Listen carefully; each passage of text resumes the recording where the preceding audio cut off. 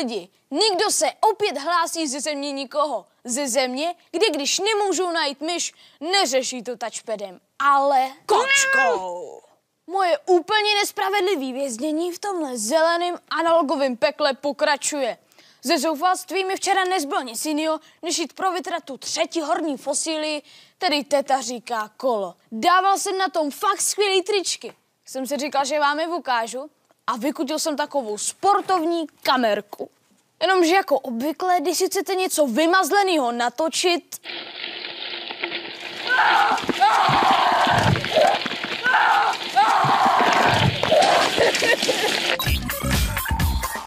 Trošku fail, ale aspoň díky tomu mám tyhle záběry, kterým neuvěříte.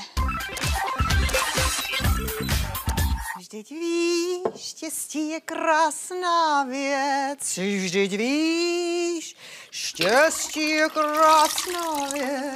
Štěstí je tak krásná, přepichlá věc. Jo, ale štěstí si za něj nekoupíš. Vždyť víš, štěstí je krásná. Je promiň. Teto! Bože. Ondráši, jdeš akorát včas. Uvařila jsem ti špagety. Tak. Dobrou chuť. Díky. Je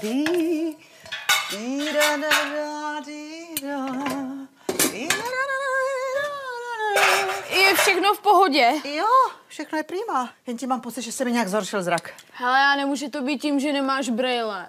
Cože? Brýle. No jo, Ježkovi oči. Tak proto vidím velký kulový. Ale kde jsem jenom mohla dát? I mrvere, něco ztrácím. Taková skleróza už v mém věku. Říkám, že pořád něco hledám. No a proč to hledáš takhle složitě?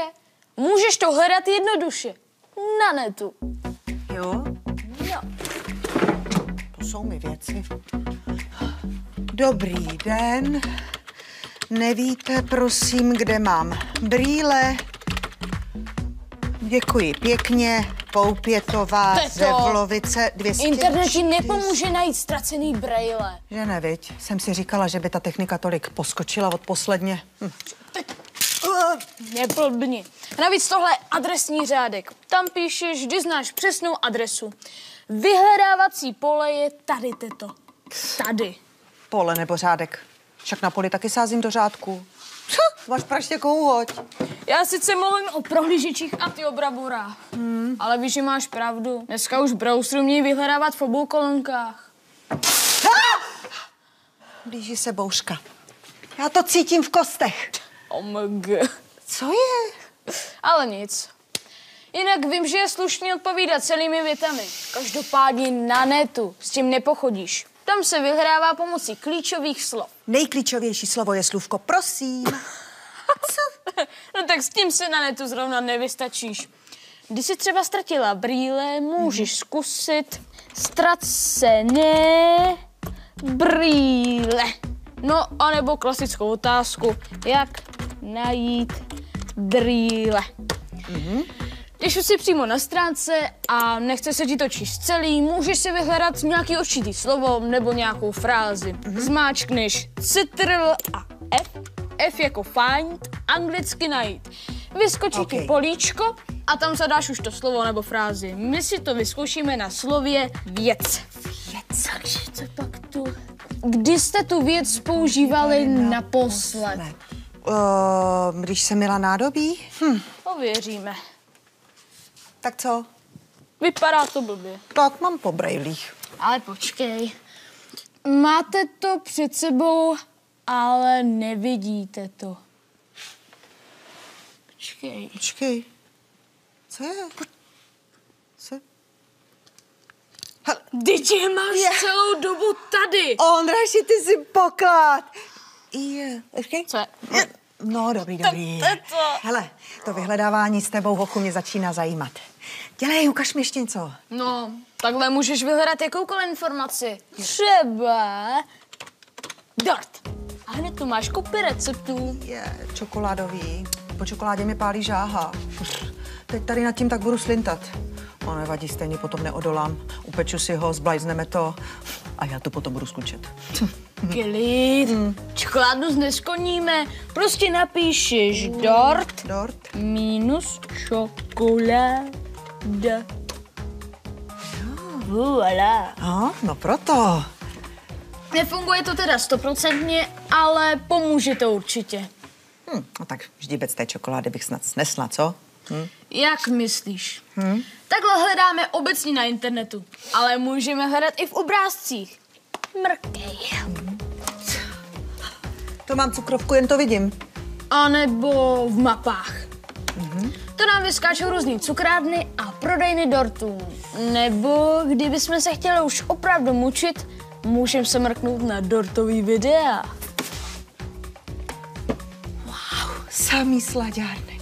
A nejenom, že můžeš vyhledávat v obrázcích, dokonce můžeš vyhledávat i obrázkem. Počkej. Ty poslouchej, co je to tady za opičárnu? No tak tohle má ještě rezervy. Ty jeden, chlape. Co je? Krynda pána. Vidíš ty, co je to tady za čurbes? Hele, ne. Jo, poslouchej. No? Jak jsi vlastně věděl, na který odkaz máš kliknout? No to je lehký. Prostě jsem se díval na název stránky a na popisky. Neboj, časem si na to vycvičíš oko. Jo. Jo. A proč tvé vycvičené očko nevomrklo ten odkaz tam, ten nahoře? No protože nahoře bývají placený odkazy. A já nic kupovat nechtěl. Jo, tak proto to má jinou barvu. No, ne vždycky jsou na začátku jen dobrý výsledky. Totiž některý vypečený weby umějí vyhledávači oblafnout, aby je ukazovali mezi prvníma, i když jsou na nich jen reklamy a odkazy jinam. V tom se ztratím raz, dva. Co když nenajdu, co hledám? Někdy taky pomůže přidat další klíčové slova, nebo použít rozšířený vyhledávání, a nebo další operátory, jako je to mínus. A víš co? Vyhledej si to. Kdo hledá, najde. Dobře. Jo, poslouchej, co to tady máš za hadici. To je duše z kola. Píchnul jsem, ale nevím, kde to utíká. No, tak teď se koukej. Moment.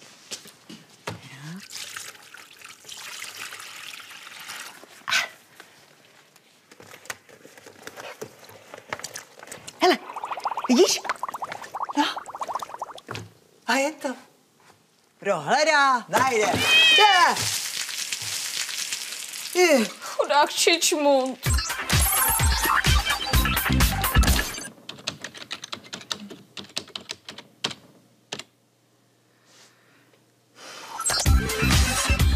I krátkozraké tety se nakonec dovedou vyhledávání naučit. Tak vám to ještě jednou shrnu a to jednou provždy můžete vysvětlit svým rodičosaurům.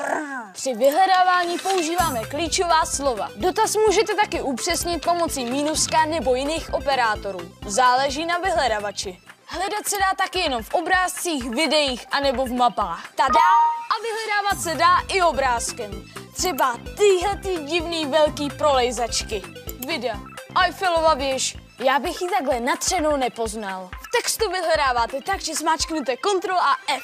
No, akorát v knížkách to nefunguje. Ctrl F. Ctrl F.